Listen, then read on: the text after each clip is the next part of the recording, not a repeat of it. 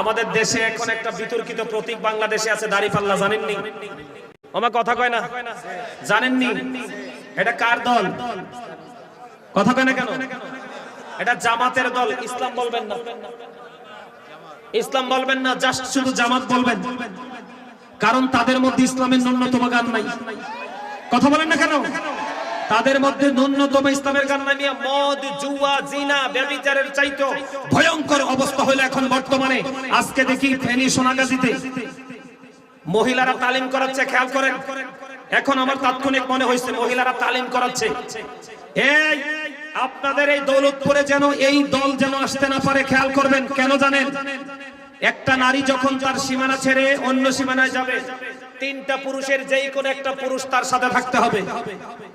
হয় তার স্বামী, না হয় তার বাবা, না হয় তার উপযুক্ত সন্তান। কথা বুঝতে পারছেন?